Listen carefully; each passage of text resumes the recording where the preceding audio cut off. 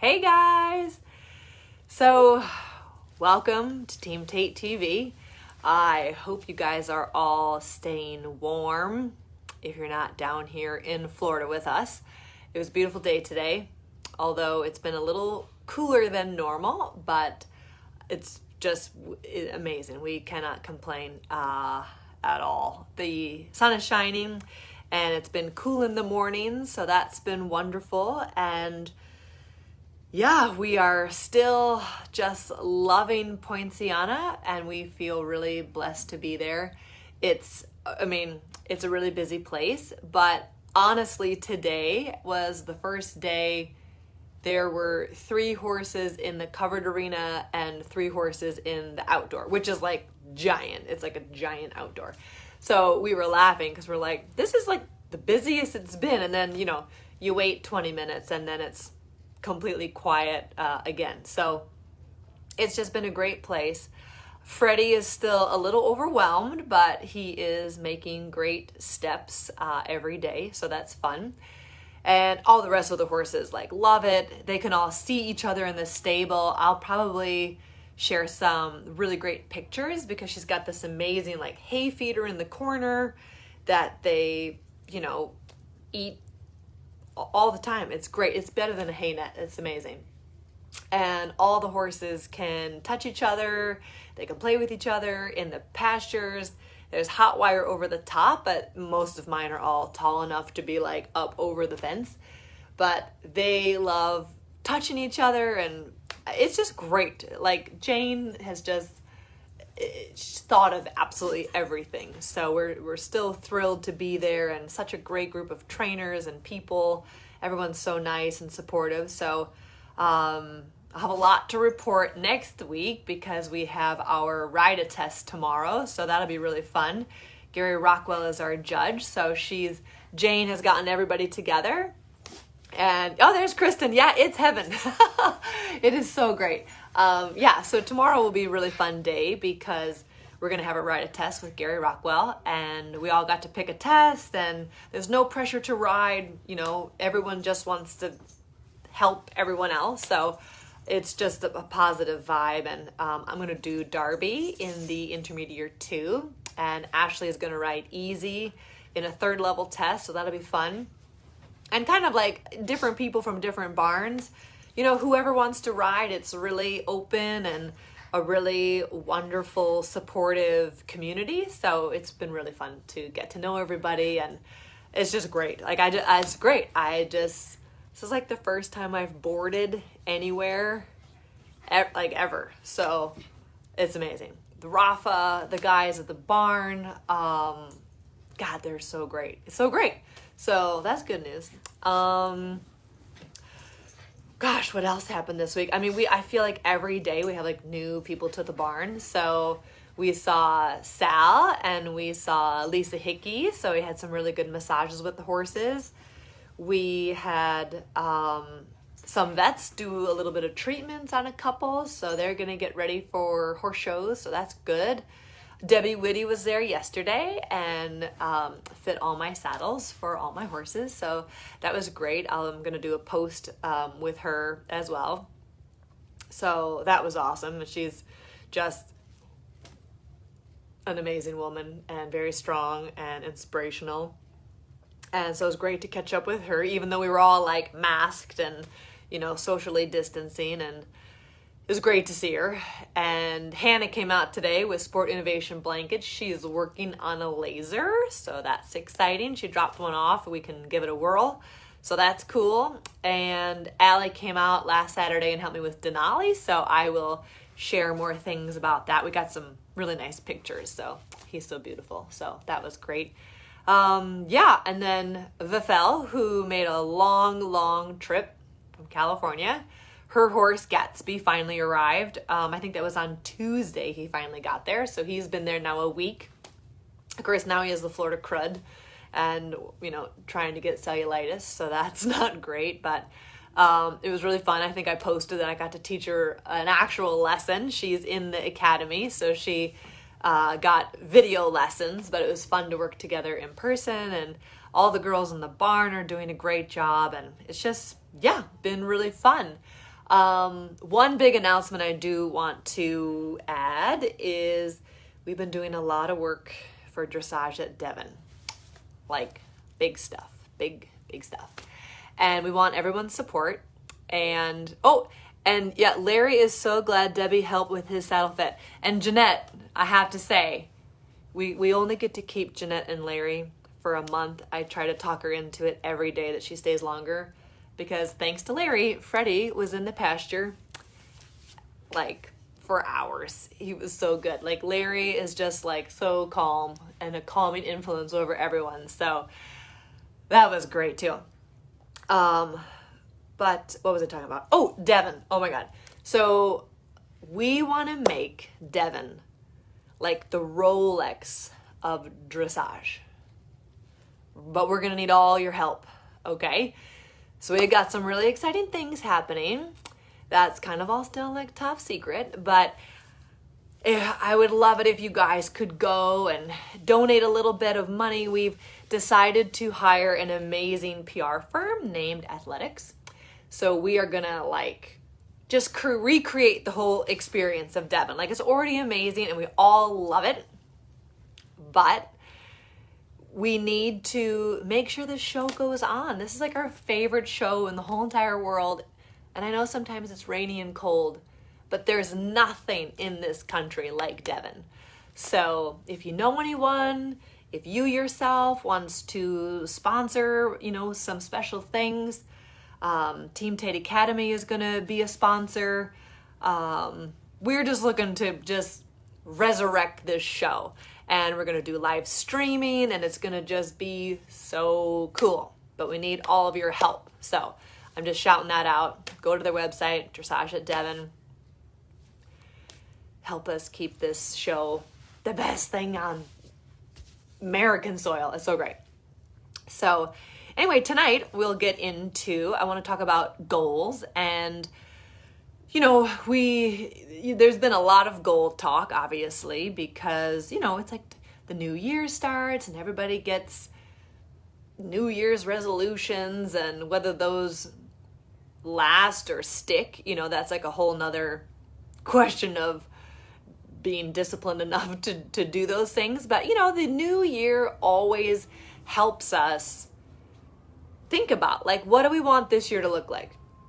Of course, last year with the pandemic, no one knew what that was going to look like at all. And so that's also, you got to learn to surf on the waves of change. When life starts to shift, you have to go with it.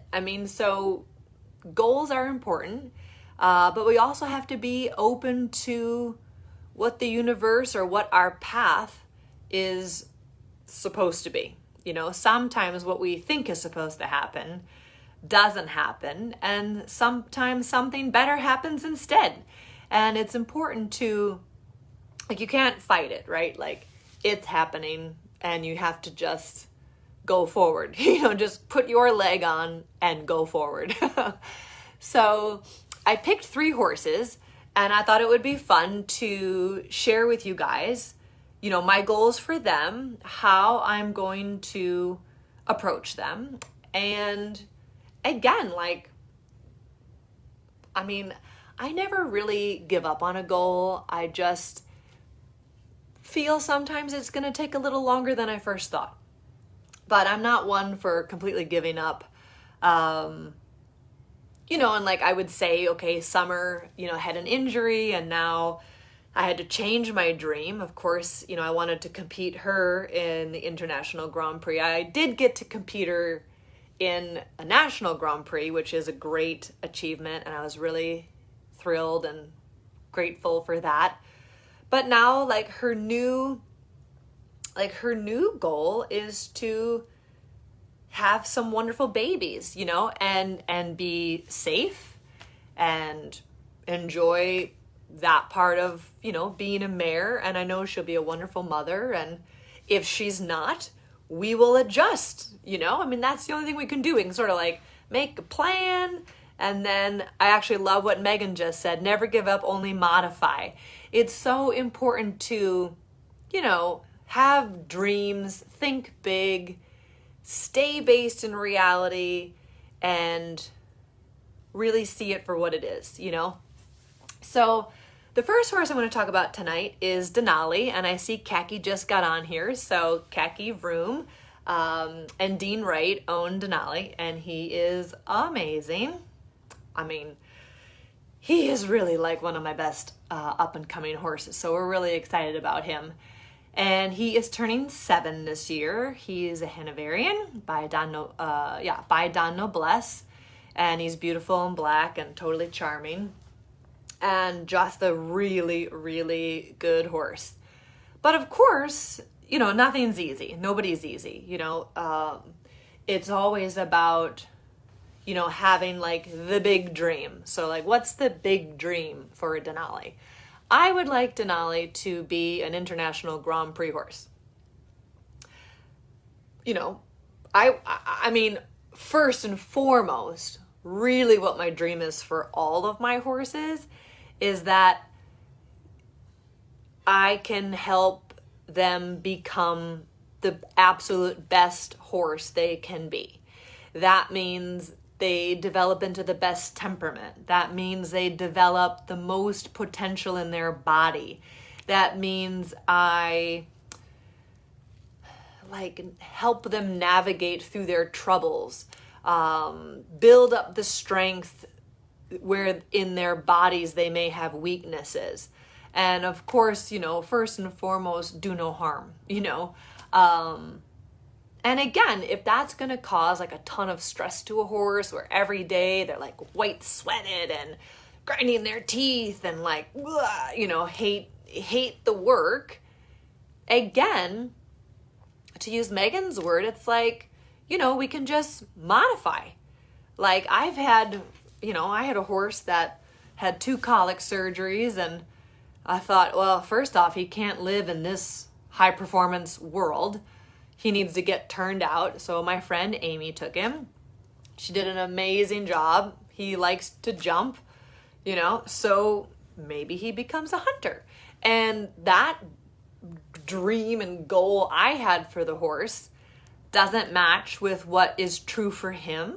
And I have to honor that, right? Like I have to see that horse for what he is. And instead of trying to stick a square peg in a round hole, I have to be okay with he likes jumping, you know, or this one wants to be an event horse. That's okay. You know, there's a lot of jumping horses that don't want to jump anymore and become really good dressage horses. So it's really about also, you know, listening to your horse and not being so egotistical or ego driven that your goal for what you think should happen would be the most important thing. Keeping the horse confident in themselves and happy in themselves and proud of themselves while you build them up is really, you know, the most important part. So again, we just want to always help each and every one of them become their very best that they can be. Some horses go fast, some horses go very slow. And as Charles de Comfy always says, the horse is your calendar. You know, Denali is turning 7 this year. And he's an amazing athlete and a really tough, like, this horse is like made out of iron. Like he is strong. He's so good. Like he's so De Niro blood, you know, he's really just like, you know, I can do it, you know. But like, again, what my biggest struggle with him is creating suppleness. This bend to the right is difficult for him. And of course, every horse going up the levels has to learn flying changes. So he's sort of like right in the middle of that. So I actually hope to get some videos of him in the process of learning the changes, which would be really great for the academy. So I want to show a lot of like finishing, like a horse finished in the exercise, so you guys can have a sense of what does the end product look like. But I think it's also to just kind of show you the messy process, because sometimes, you know, the means to the end is, you know, a little bit, it doesn't look always perfect. And so I think we'll really be able to help you guys see that for, the real journey that it is. But of course, with Denali, I want to make him the best horse he can. I want to teach him the whole Grand Prix. I think he's a beautiful horse, so I'd love to see him be able to compete at the top international level. And then from there, I build down. That's again, the big dream. That's top of the ladder. And then it's a little bit about, okay, now break it down. What does that look like? Where am I right now? Well, right now we are beginning, almost ready to be third level. So I just never allow myself to be overwhelmed by the looking up at the mountain and being oh, it's so far away. It will never happen, because at the end of the day, you just have to keep chopping the wood, as we say. You just have to keep doing those transitions, honing that horse's skills to be better.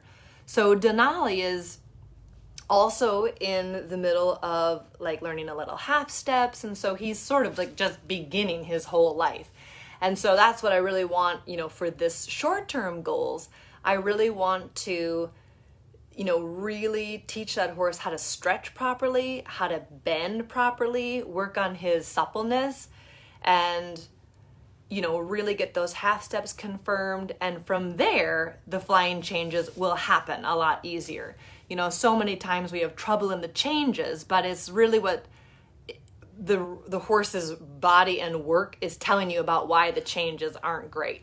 So I'm not really worried about the changes. I really want to work on that horse's ability to bend and be supple, learn to stretch. For that horse, chewing the reins down out of my hand is so hard for him because he's just got this strong De Niro body, and suppleness is not their easiest task. And so for me, I want to have him feel good in my hand, and I want to help his body stay supple. And so really teaching him how to pull his neck out of his back and truly stretch, and also then laterally bend is really huge for that horse. And of course, being in Wellington, we've got some really great friends that can come and help us. I think I saw Michael's on here. So Michael Klemke, shout out to my German friend who's going to come out and help me. No pressure, but here you are.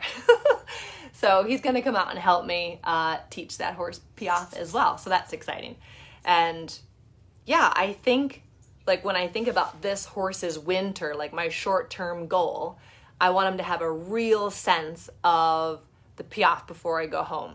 I want to help him continue to learn to bend, learn to stretch better. And from there, the flying changes come. Also, creating a confident partner. Poinciana is really busy, and so that a little bit feels like a horse show for him. So that's already maturing him, and that's already really good for him. But I also, we've talked about with Khaki that we're going to probably take him over to the show. Just, it's so important to expose them to things so those kinds of things become normal. So I'm sure we'll take you along for that ride, and it'll be fun to show them at the horse show and things like that. And not only will I definitely see if Michael will allow us to videotape, but I also want to interview him because he's so knowledgeable, and it'll be really fun. So the next horse I want to talk about is Apollo, which I know many of you love him, and I love him too. And he's exceptionally talented, exceptionally tricky. He's an Ampere son, and so he is very electric and tight, a little emotional, mostly because he's wanting to do it so badly that he's falling over himself. So he needs a lot of time. Sometimes there's a lot of squealing. But he's also one of my most special horses, and it's been really an amazing journey to develop him. He was always a horse, I bought him at 4 from Karen Monks Riley, who's going to come down, and I'm actually going to see her in February twice a week for lessons. So I'm really excited about that. And it'll be really fun for her to watch Apollo as well, because he's always like super tight and excited, and I mean super well behaved, but just like always like buzzing a bit. And so that horse, you buy a really talented young horse and you're like, oh, maybe I could do the young horse classes. And then that horse was always like 6 months behind. Like by the time November came around in his 5-year-old year, I thought, okay, this is interesting. And then by the time October came around in his 6-year-old year, I thought, oh, I could really do great in the 6-year-old test now. So he was always a bit, growing and slow to develop, and that's just who he is. And at the end of the day, they sort of end up, they all it's not a race to the Grand Prix. And so I think it's really important to honor each of the horses' journey in itself for what it is. And some horses just need extra time, and it's important to recognize that for sure. And so, so for Apollo, he's almost I2. He needs to finish the Piaffe and the Passage much more confidently. He's doing it, but he needs a lot more confidence. And the one-time Tempes, we're still sort of at like 7, so that's not finished completely either. But, suppleness and confidence are the biggest things. And then again, like I work my program from those things that the horse needs. So he does a lot of transitions. He does a lot of stretching in the beginning. He does a lot of lateral work to just keep working on those weaknesses that are there. And again, you want to always keep that end goal and dream in your mind's eye to be like, that is where I am going. That's what I want to do. I want this horse to be Grand Prix. What's my most challenging area, and how can I make that better? So Apollo tends to be very tight in his torso, and bending is really difficult. So again, as Charles always says, we have to do what the horse needs and not what he wants, and it's usually the opposite. So because Apollo would like to do medium trot on the diagonal all the time, we have to do, a lot more bending and a lot more suppling work for him to keep him loose and elastic, and, having this throughness in his body, that his energy and his expression can get big, but then he can also come back to collection and not get tight in that moment. So that's the big challenge there for him. And I also wanted to talk about Isaac because, not everyone has a horse that you're like, well, I'd like to do the International Grand Prix with this horse. So Isaac is already, I think he's maybe 12, and he's a pony, so he's not allowed to do a CDI. And that doesn't mean we're not training him with the end in mind, right? Like, we want to train every horse. If it's only going to be, and I say only, but it's like any horse, like if it's only going to be at its absolute best, you don't train that horse any differently than the one you're developing for the Grand Prix, right? Like, you can teach it all kinds of things, and you can still concentrate on having really great transitions and really good stretching and really good bending. And like the fundamentals aren't different, and that's what people, think about a different breed or a different size, or he's not going to go to the Olympics, and even we hope he does Grand Prix, but maybe not. It's like that horse, you train it exactly the same. And when you do that and you don't put that ceiling on the horse, you might be surprised what happens. So Isaac is our rescue pony, found completely starved in the mountains of Tennessee, and little Teresa, we call her little Teresa. I'm actually filming from her bedroom right now because this is where the internet is. So she's gonna come down next week and ride him again. And I mean, they couldn't sell him as a hunter because no one could ride him. Like they couldn't sit his trot, and he was a little bit fractious. And you know, here she's like 5 feet tall and like 100 pounds soaking wet. So they were like, here, you know, give that to, you know, see if Teresa wants this horse. And he's just been such a fun horse. He's just a magnificent little horse. I just love him. And he's also like not exceeded our expectations, because it's a little bit like we didn't have expectations. We weren't like, well, if you could just do first level, we'd be thrilled. You know, it's like we just keep going. Like we just keep chopping the wood. Like he's going to tell us where his end is. And Teresa's so cute. She always tells me, well, if you don't think he's going to be able to do it, like, I don't want to stress him to do it. And I'm like, I'm like, he does not ever tell me no. And if he does say, oh, hey, that's hard, I'm like, okay, I respect that. So maybe we'll spend a little more extra time on this, right? So he is showing 4th level. He's doing all his tempi changes to the 2-time tempis. But our biggest block to get to pre-St. George is the pirouettes. So why is this hard for him? Pirouettes can be hard. It's hard. Like that's like the most collected movement. It's hard.